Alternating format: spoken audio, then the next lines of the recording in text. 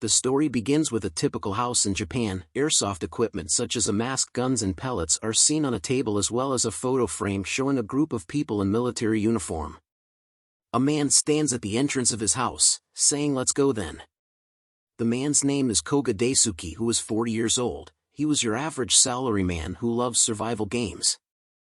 He soon reached a sign with weird symbols on it. The sign was translated to mean "Be warned of magi beasts," but Daisuke couldn't read a single word on it or understand it a bit. He thinks to himself about the act that he was wandering through another world through his closet by himself. He walks away from the sign while scratching his head. He talks out loud about the fact that the place where he was is filled full of animals and plants he had never seen before, which surprises him each time. It causes his brain to be all bugged up thinking about. Weird black creatures were seen around Daisuke, as well as Mario's mushrooms. He reaches around for his airgun, finding it surprising that out of all his things, this was the only item that he had with him.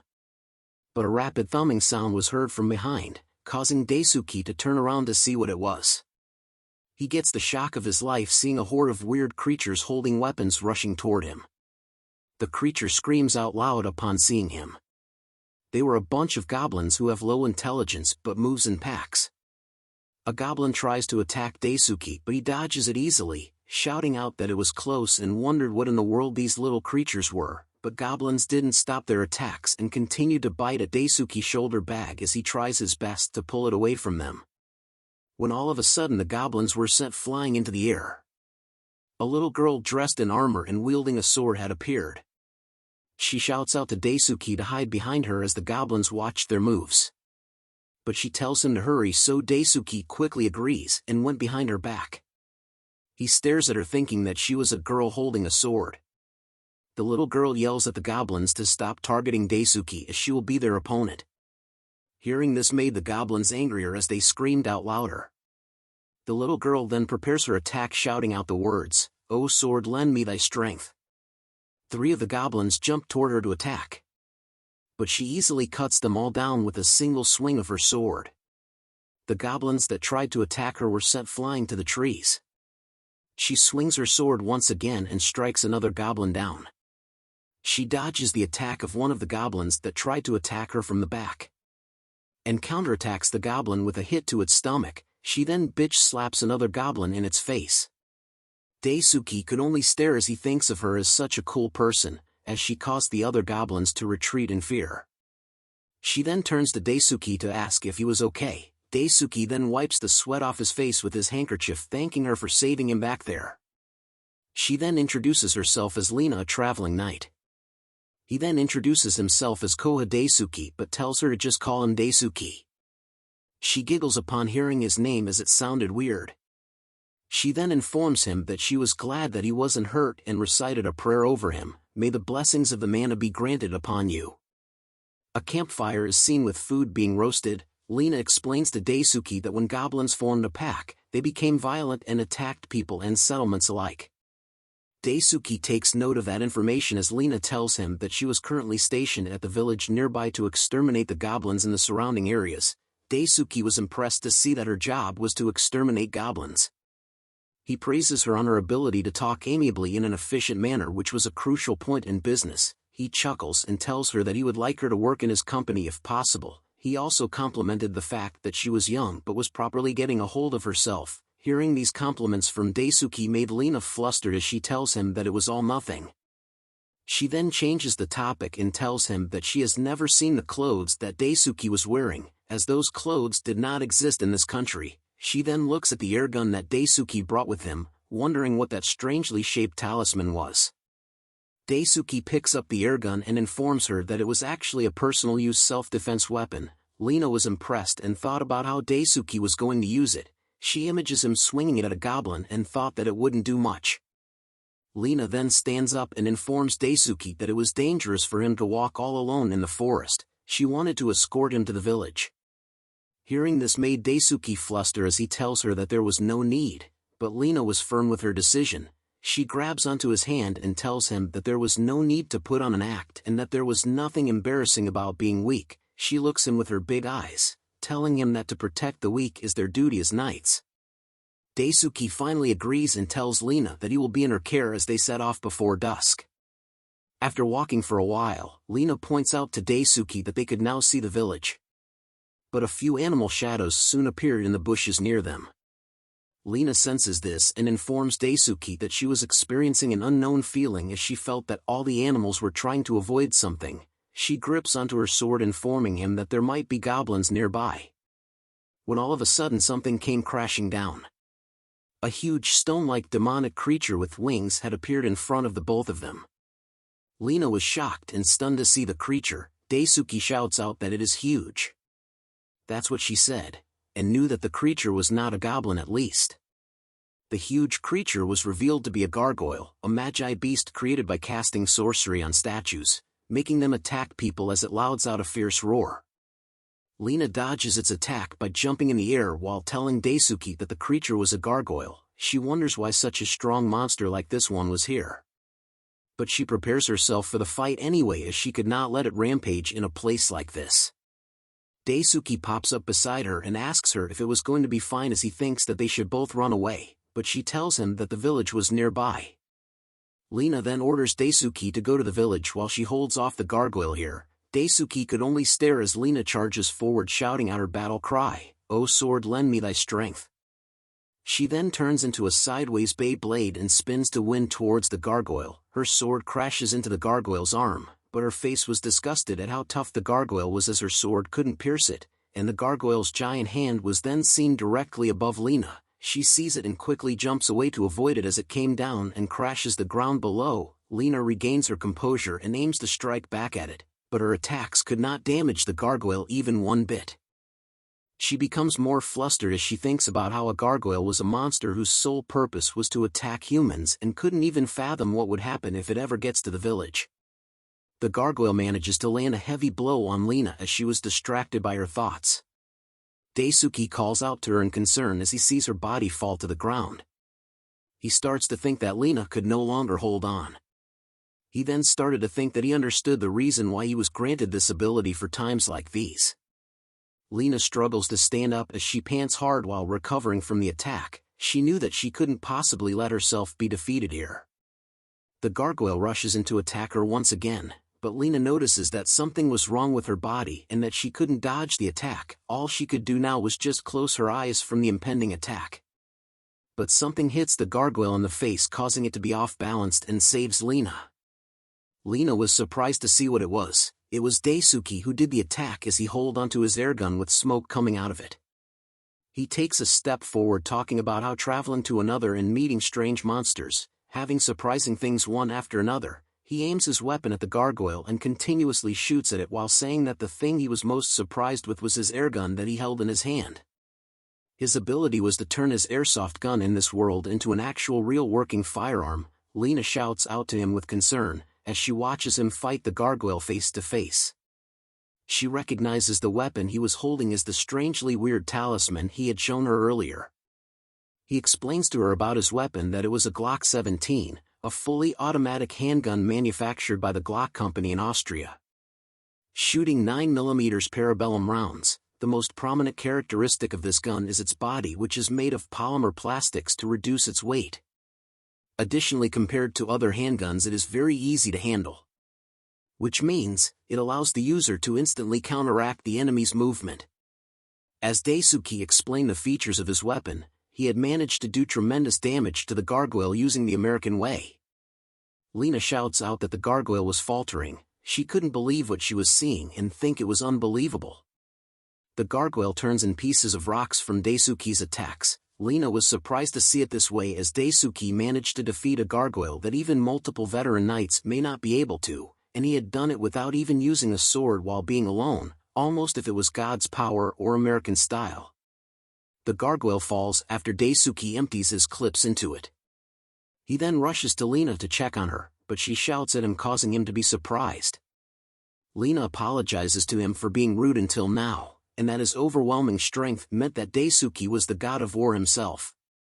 But he tells her that he was not and that she needed to raise her head. Daisuke then handed over his name card, but Lena was not able to understand the letters on it.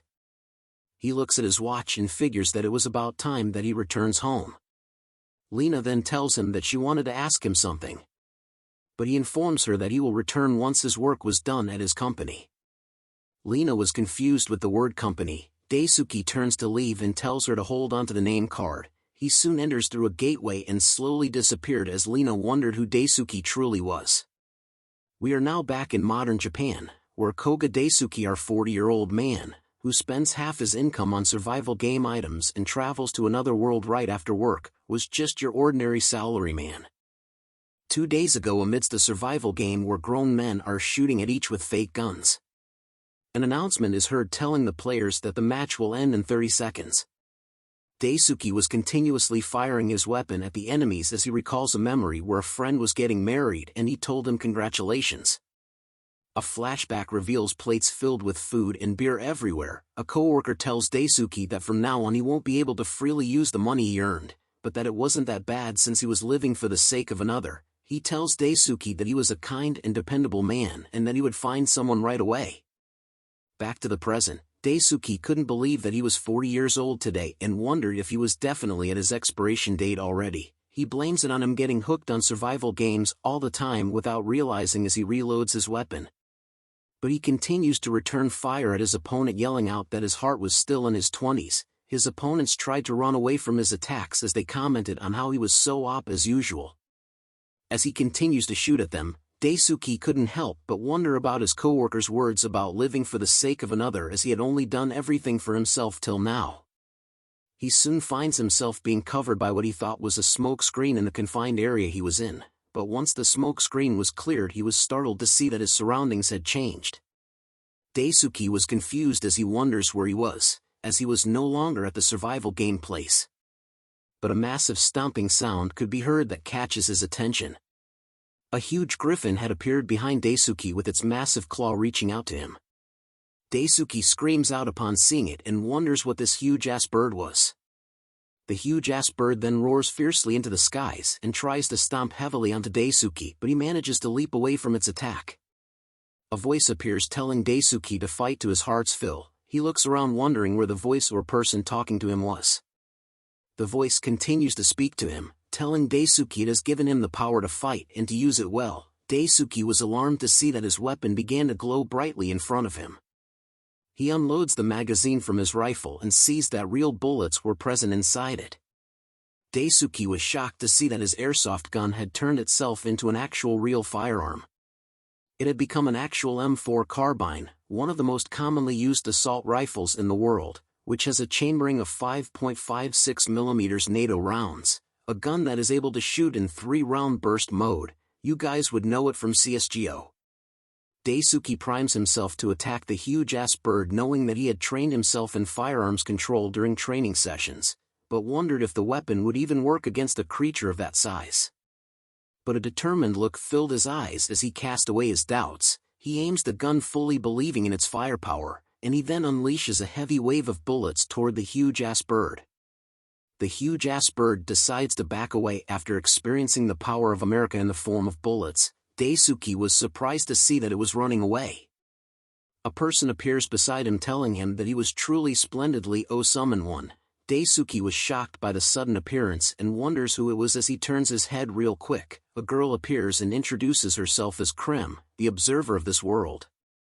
With a smile on her face, she informs Daisuke that this place was what the people from his world called another world. Daisuke was shocked to hear the words another world.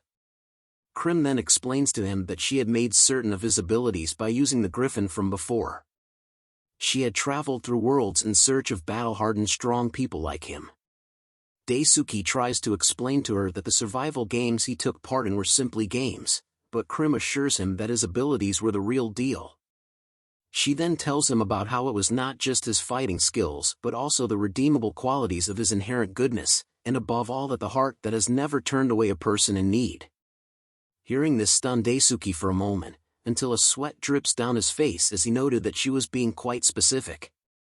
She then explains to him that as of this moment, the world they were in was on the brink of being engulfed by malevolence and that it will eventually be plunged into chaos. Krim states that as an observer she could not interfere with this world directly, and that she needed Daisuke to be the one to help anyone he met that needed help. And eventually, the world would be saved. Krim was convinced that he will succeed. Daisuke thinks about how helping people in trouble would be fine by itself, but he had a job and needed rest, making the situation kind of tricky. Krim assures him not to worry as she summons a portal. She tells him that she had connected the entrance of this world to his closet. Daisuke was surprised to see his actual room appear in the portal she summoned. Krim then tells him that it was okay for him to do it whenever he had the time, and to just take it easy and go save the world. Daisuke was pleased to hear that he could save the world whenever he wanted to.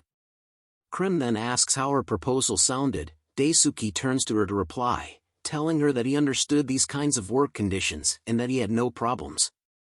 In exchange for accepting her deal, Krim bestows upon Daisuke special abilities to help him on his journey. Daisuke's body was soon covered in a bright glow as he wondered what the special abilities were. Krim explains that the tool he was carrying can be made real, as his special ability was the power to turn it into its real-life counterpart only in this world. Daisuke was happy and shocked to see that he had the power to turn his airsoft gun into a real firearm, and that he should give his name card to the person he holds dear. Lena was sitting alone when all of a sudden the name card Daisuke gave her started to float and glowed brightly. She tries to hold onto it, thinking it was the charm given by Daisuke, and recalled his words about it, that even when separated by distance, he had cast a spell upon it to lead her to where that person currently is.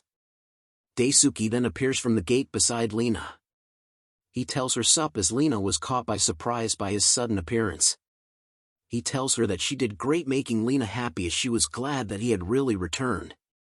Daisuke replies back that he would have definitely come back as promised, and asks her about what she wanted to ask him before. Lena tells him to follow her. They soon reached the village, but it appeared to be run down and empty.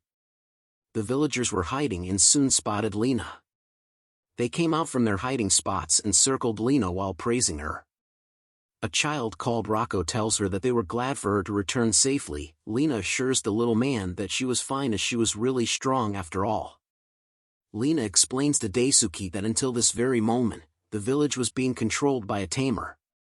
Daisuke asks what a tamer was, and she explains that it was a person who was able to make monsters do as he bids them to.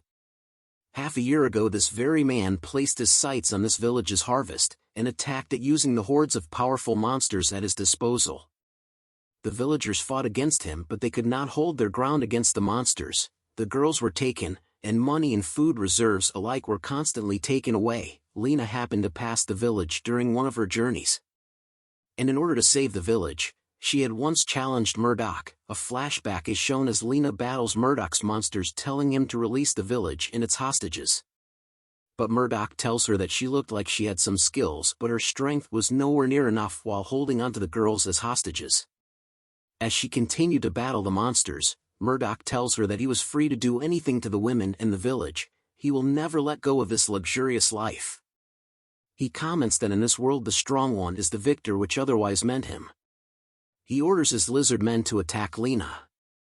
Lena was losing in her battle as Murdoch looks down on her, telling her that he was going to make her his personal plaything just like every woman in the village.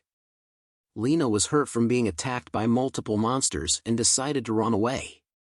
Daisuke had a firm expression on his face after hearing Lena's story. Her face was sad as she tells him that she couldn't do anything against Murdoch's strength and that she was only able to dispose of his goblin underlings until now. But then she happened to meet Daisuke, who showed her a light of hope. Her hands trembles as she mustered to ask Daisuke something. She asks him with tears in her eyes if he could lend her his strength. Just like a Giga Chad, Daisuke smiles and tells her of course, and that he would help her to the best of his ability. Lena smiles with joy upon hearing his words. She asks if he would really do it. Daisuke assures her that he would help as he couldn't forgive Murdoch and that he was touched by Lena's feelings towards the village. Hearing him say that made her grip his shirt, saying she was glad to have truly met someone like him. Rocco then asks if she was really going to get rid of the bad guys. Lena pats his head and assures him that she would bring his mother back, and to act as a good child and wait. She tells Daisuke that Murdoch had a mansion that was built in the deep part of the forest. She was now filled with determination to get her revenge. Armed with his pistol, locked and loaded, Daisuke tells her that they should go. Looking like James Bond, laughter could be heard within the castle that holds a perverted pig. Murdoch is seen surrounded by multiple village women while drinking wine. He shouts out how delightful, and tells them that when you have power, you can have all the money and all the women you want. He then hits the woman pouring wine into his cup, scolding her for pouring wine the way she was doing it, causing her to scream from being hit. He points a finger at her, telling her that he could control monsters and that it would be better for her to stay on his good side. Daisuke and Lena could be seen entering the castle a floor below where Murdoch was. He soon notices the sounds of their footsteps and turns to look. Lena sees him and immediately draws her sword and calls out to Murdoch. "Oh my! Oh my! Aren't you the knight who ran away after being defeated by the great me?" Murdoch asks. He continues to taunt Lena by assuming that since she came here, it meant that she hasn't learned her lesson yet. Lena shouts back at Murdoch, telling him that today was the day he will release all the women he took as hostages. Murdoch laughs at her reply and made fun of Lena for bringing her flimsy sword as well. He soon starts to laugh out loud upon seeing Daisuke beside her. He had thought that Lena would be bringing a different kind of knight, but instead had brought in a thin, scrawny man in the form of Daisuke. He continues to laugh and states that Lena was really short on help right now. He then grabs onto the village women, telling them that they were now going to watch an interesting show. Murdoch began to cast a spell by chanting the following words: "O draconian kindred adorned with fangs, rise and seek the blood of thine enemies." Monsters clad in armor and swords soon began to arise from behind Daisuke, which catches his attention as he turns to look at what was forming behind him. They were lizard men, which were reptilian warriors whose bodies were cloaked with tough scales.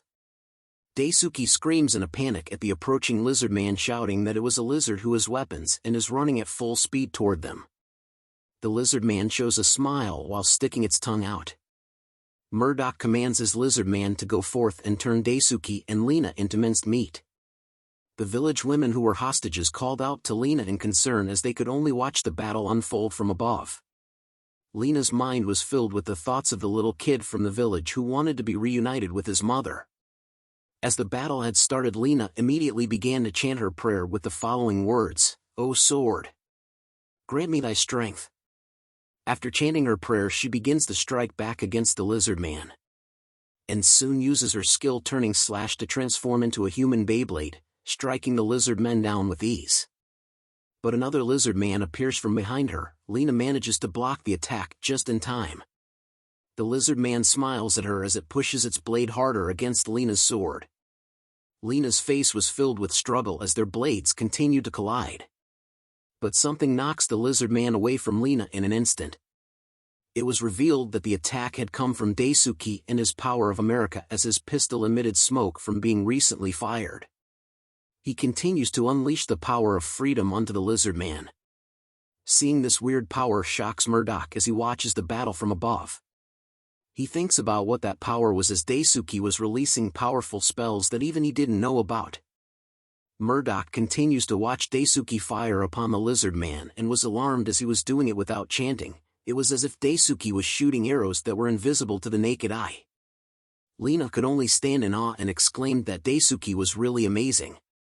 Murdoch continued to be shocked to see that Daisuke's attacks were effective against his lizard man, a monster whose bites can crush bones and whose scales are tough like armor.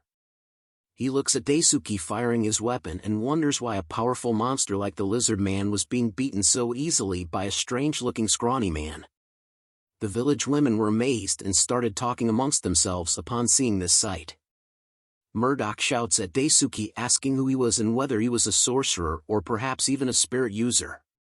Daisuke yells back at Murdoch, "My name is Koga Daisuke, Tookita Trading Design Planning Section Chief, a salaryman."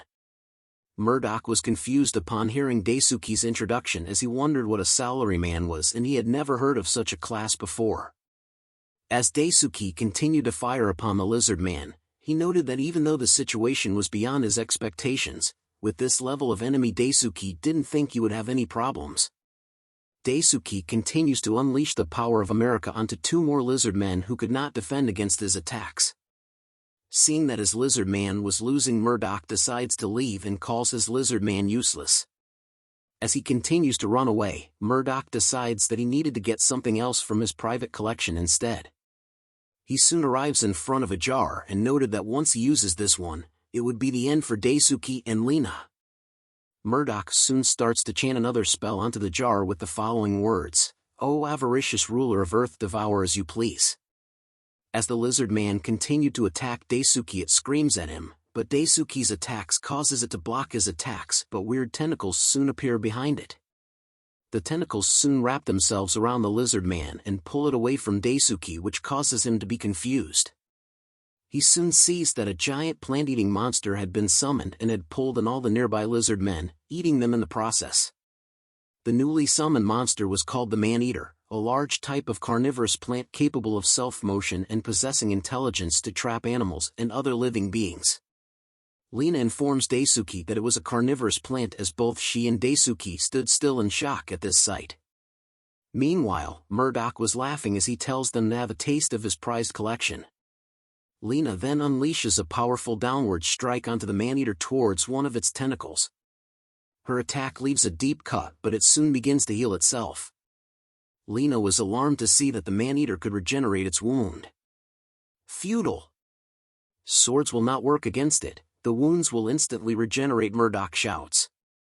Daisuke attempts to attack as well and manages to land a few hits on the man-eater. But it soon regenerates from his attacks with ease, much to Daisuke's displeasure. Lena tells him that it was useless to attack as its regenerative power was overwhelming, and it wouldn't have any effect if they didn't use a powerful attack. But a tentacle interrupts her talk with an attack. Daisuke understood Lena's words and thought about something in his closet. He recalls a past memory where Krim told him that his closet and the world he was in were connected and that Daisuke could easily access it at any time. Daisuke soon places his arm into a portal. His arm soon appears with his closet back in Japan, which was filled with various types of weapons. He soon grabs onto a single weapon. He pulls it out of the portal, which began to shine bright like a diamond. No one could stop it until it ate every living being in its surroundings, yelled Murdoch. He tells Lena that they were all finished and that it serves them right. Lena tried to attack the man-eater but was struck back. She sees a man calling out to her, asking if she was all right. Lena whispers the name Oliver upon seeing this sight. But Daisuke's face soon appears, which startles her. She calls out to him just as the tentacles started to appear behind him. She tells him to watch out as the tentacles move fast and closer to them. But he turns around and blasted the tentacles away in a single shot. The tentacles were blown away and had stopped regenerating. Murdoch was stunned and shocked to see this happening. He looks at the new weapon in Daisuke's hands and wondered what the hell it was to stop the man-eater's regeneration ability. Daisuke introduces his new baby as the Franchi Spas 12, a shotgun manufactured by the Lughi Fracci, a company in Italy. He reloads the shotgun and states that it is a special-purpose automatic shotgun Spas. Used by military and police forces alike, it can unload an unlimited number of 12-gauge shells. It has a low penetration power, but at a closer distance, it can obliterate your average targets. Almost all the tentacles of the man-eater had been blown away by Daisuke's shotgun, but he continues to unleash the fury of freedom, citing that nations even called the Spas miniature cannons, a weapon exclusively made for close-quarter combat. With this, it can't regenerate its wounds easily, Daisuke tells Lena. He then asks Lena if the man-eater had any weak points, and she tells him that it does. As she charges towards the man-eater, she explained to Daisuke that the plant monsters always have core organs called stem cells or regenerative points deep within themselves. Daisuke would be able to defeat it once he destroys it. She then turns back into a human Beyblade to attack the man-eater. Her attack manages to reveal the core part of the man-eater. She then turns to Daisuke to inform him that it was now open to attack. Daisuke immediately leaps up and lands right above the core of the man-eater with his shotgun pointed at it. He looks at it and tells the man-eater that it was over. Fire erupts from the tip of his shotgun as Daisuke lets out one final blow of freedom onto the man-eater's core. Once the core was gone, the man-eater started to disappear. Murdoch screams out in horror over the loss of his prized collection. But he was more startled to see that Lena was standing right in front of him. He begs Lena to give him a minute, and that he would give her money or everything, even willing to go from 30% of his loot from the village to half of it. But Lena didn't care and struck him straight in his face, causing him to fly backward with his orb destroyed. Cheers of joy could be heard in the village as they realized that the village women had finally returned. A child quickly rushes into the embrace of his mother as Lena smiles at this interaction. Meanwhile, Murdoch was tied up by a villager who promised to hand him over to the officials. The little boy called Rocco went up to Lena and thanked her for returning his mother to him, bringing a smile to her face. Rocco then asks if Lena was going to leave the village now and begged her to stay with them instead. Lena apologizes to him and tells him that she was traveling to look for someone and could not stay for too long. As Daisuke and Lena left the village and were walking in the forest, Daisuke asks Lena if she was traveling to search for someone. She tells him that she was looking for the man that had raised her and trained her to become a swordsman. The man was called the White Knight Oliver. She explained that one day he had just left his sword and disappeared even though he promised to always stay to watch over her to become a proper knight. Lena's face was saddened as she tells Daisuke that she still had not become a proper knight. Daisuke remained silent upon hearing her story. He then asks if he could help her in searching for that person. He tells her that he had this habit of not being able to leave someone in need. Lena was blushing upon hearing this and immediately tells him that she would not refuse his help at all. Daisuke then turns to leave and informs her that he would come back again after his work was done. She thanks Daisuke in her mind as the portal he used slowly disappears. Up in the skies was Krim, who was watching over them. She grins and notes that she had chosen Daisuke as the right choice. Back in modern-time Japan, Daisuke is seen stretching his arms in the office. His co-workers commented that he looked like he was in a great mood recently. They wondered if he had finally met someone. A man from another world and a traveling female knight. The encounter of the two would lead to events that would change the fate of her world. A port is seen with workers carrying boxes and barrels with a ship docked. A portal suddenly appears in the middle of the port. The workers were confused to see the sudden appearance of a bright light. A foot suddenly appears from the portal. The workers scream upon seeing Daisuke exiting from the portal. Daisuke had finally returned to Lena's world at a port. His face was filled with surprise as he screams out that it was the sea with his arms open wide. Lena appears and greets him with a smile on her face. He greets her back with a wave. Lena explains that they were in the port city of Sessanorma. As they walk through the city together, Lena explains to Daisuke that due to the flow of goods that naturally came to the port, the people who wait for their ship's departure also spend their nights in this place. She then tells him that there might be a clue about the White Knight Oliver over there. Daisuke agrees with her as he says that with this many people, there was somebody who was bound to know something about him. A big man dressed like a jester was standing beside a signboard. He yells out to everyone to gather around at the Colosseum for the challenge battles. He holds a bell in his hand and continues to ring it, asking everyone if there was anyone here who feels confident about their abilities, as the champion of the challenge battles will get 100 pieces of gold. Daisuke was curious about what the jester was saying, so he asked Lena, who explains to him that it was a participant recruitment advertisement for matches in the Colosseum. Daisuke was happy to see that an actual real Colosseum existed here. Lena then tells him that just as its name suggests, it was originally built to hold shows and contests alike. And ever since the new lord took over, it was repurposed to hold matches. It became a betting ground, so the public order there got worse over time. As the crowd grew bigger, Lena had to inch closer to Daisuke, telling him that she had never heard anything good from that place and suggesting to him to stay out of that place as well. A hooded figure appears from behind them and is moving quickly in their direction. The hooded figure bumps heavily into Lena, causing her to fall toward Daisuke while screaming. Daisuke immediately grabs onto her, telling her that he got her just as the hooded figure dashes past them. Daisuke looks at the hooded figure and sees that it was a tan-skinned woman who had a tattoo on her face. He continues to stare at her just as she stares at him back. Soon the mysterious lady was seen rushing away from the both of them. Daisuke finally asks if Lena was alright, causing her to be flustered, but assures him that she was fine. She bends over to apologize to Daisuke for grabbing onto him as someone had bumped into her. Daisuke assures her that it was okay. The mysterious hooded woman could be seen bumping into more people as she ran through the crowd as Daisuke continued to stare at her in wonder. They soon entered Sango's eatery. When a delicious plate of food had been served on the table, It was one serving of wood-grilled nut steak. Daisuke exclaims out loud that the food looks delicious. Lena was happy to hear that and told him to consider this meal as a thank you from before. She explains that the anut was a common large fish that swims near the water's surface, and the wood-grilled steak is basically a local specialty. Lena then shouts out thanks for the meal. She recites a prayer with the following words: "For the bounty given by the ocean and the land, I am grateful." Daisuke on the other hand claps his hands together saying thanks for the meal. They soon each took a bite of the food. Daisuke shouted out delicious, and compared the taste of the anut with mackerel as they resemble each other a lot. He holds a fork with a piece of the anut up in the air, telling Lena that he believes it would go well with ginger soy or ponzu sauce. Daisuke really wanted to eat the anut dish with Japanese sake. Lena too was enjoying the food as well as she screams out delicious. She soon notices that Daisuke went silent and asked him if there was something wrong.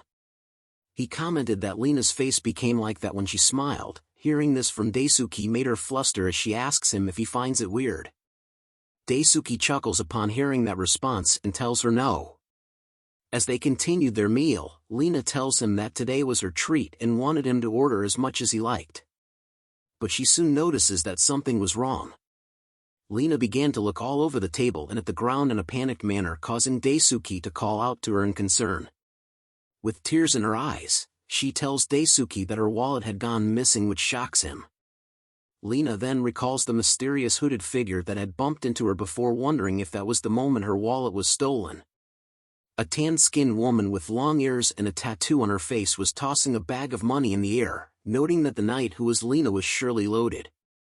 She then recalls the outfit of Daisuke, who she saw before, and noticed that what he wore was strange, and that inside the bag of money was a strange talisman, which was Daisuke's calling card. She picks out the card with her fingers and notes that she had never seen such letters and wonders who exactly Daisuke was. Back at the restaurant, Lena was bending over to apologize to Daisuke for losing the precious talisman that he had given her before. But he tells her that it was okay as he still got plenty of it. Daisuke then assures her to not worry and that he would pay for the meal instead. The restaurant owner looks stunned upon seeing a Japanese $10,000 bill in her hand. She flicks it away and yells at Daisuke, asking him what the heck was with this useless piece of worthless. Daisuke screamed out upon seeing her throw away his $10,000 yen. The restaurant owner yells at him and tells him that they only accepted copper and silver coins. Daisuke was flustered over this blunder and then takes out his handphone. He then asked if they could accept wireless transactions instead. Seeing this made the restaurant owner even angrier. Some time had passed and Lena was now seen in a waitress outfit carrying food and drinks. She tells the customers that she was sorry for the long wait. The customers go crazy after her seeing that she was cute. More customers soon asked her to take their orders. People outside of the store soon heard rumors that the restaurant had hired a new cute waitress. The restaurant owner was seen handing over food and telling Lena that she was going to work her to the bone to pay off her tab. Lena agrees and assures her that she will do her best. An axe is seen swinging down hard and cutting wood. An old man smoking a pipe praises Daisuke for his muscles. Daisuke turns to thank him for the compliment. But the old man was grateful for Daisuke as he had saved him from doing the work as he was old and wrinkly now. Soon after they were done repaying their services, Lena once again apologizes to Daisuke because of her stolen wallet. But he assures her that it was fine since he worked for his own meal and enjoyed it. Daisuke then thought about how he should think of a way to earn money in this world, or else it would get inconvenient for them in the future. He thinks about how in a game you would earn money by defeating enemies, but was a weird system now that he thought about it. A man is seen slamming his fist hard on the table, yelling out, "What the F? You charged me for the drink that I haven't even taken a sip of yet." This conflict catches the attention of the mysterious hooded figure. The restaurant owner tells the man that it was his own fault since he spilled the drink. But the man was firm and told her that he would let it slide if she doesn't charge him for the food as well. But she yells at him, asking him if he was going to dine and dash, and that she wouldn't allow it to happen. Hearing the words "eat and run" made the man furious, causing him to pull out his sword and point it toward her. The restaurant owner panics and yells, "What are you doing to the man?" Lena sees this and calls out to the owner with concern. She then grabs onto her sword and tells the man to stop it as she would be his opponent. Daisuke suddenly appears between the man and the owner. Both the owner and the mysterious hooded figure were surprised to see him there. The man yells at Daisuke asking him to scram, but Daisuke stood still, telling him that he was bothering the others and to be quiet. The man was angry upon Daisuke asking him to be quiet, and rushes towards him preparing to strike Daisuke down. The owner screams at Daisuke to get out of the way as he was going to get himself killed.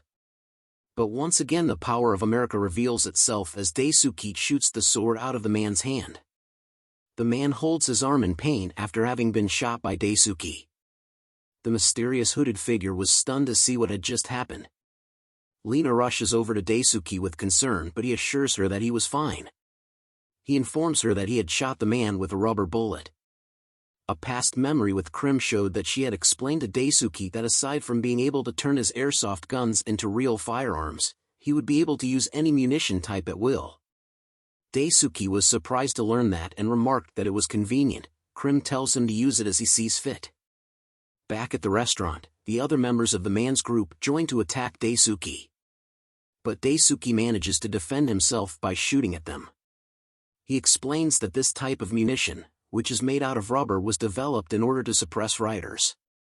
And it may have a shorter range compared to metal projectiles, but it packs damage comparable to the punch from a heavyweight boxer. He tells the men that tried to attack him that the pain will render them unconscious but that they won't die. The men beg for forgiveness and promise to pay their fees. The mysterious hooded woman exclaims that Daisuke was amazing. He immediately turns to the owner to apologize for leaving his work at the back. But she slaps him hard on the back, telling him that it was thanks to him that she got to live another day. She then tells Lena and Daisuke that they could use the rooms on the second floor. Lena was happy to hear that from the owner. The owner informs them that since they were lacking workers here, Lena and Daisuke could stay and work till they have gathered enough money. Lena is seen enjoying her bubble bath in the tub. She looks out at the window wondering what would happen, but instead were saved. After chopping down a lot of wood, Daisuke looks at his watch and realizes that it was getting late and needed to go back. But someone appears behind him, causing him to ask who it was. The tan-skinned woman had appeared once again and asked Daisuke if he was a magic user. Daisuke was alarmed to see her from before. She then reveals the bag of money, asking him if he was looking for it. Daisuke recognizes it as Lena's purse and asked her to return it. But she tells him to come at her just like how he did with the scumbag from before. Hearing this made Daisuke silent until he turns away from her, telling her that he will not attack someone unarmed like her. This stuns her for a moment before she tells him that he was quite a naive guy, which she doesn't hate. She then leans in close to Daisuke while touching his chest. She asks him if he would come with her to the Colosseum. Daisuke was curious about the Colosseum. She wanted him to fight against all the warriors there together and win. Aim for the winning prize with her. Thanks for watching the latest part from the voice of Manhwa. Subscribe for more content and don't forget to comment below what you want to see in the future. Like and share for more.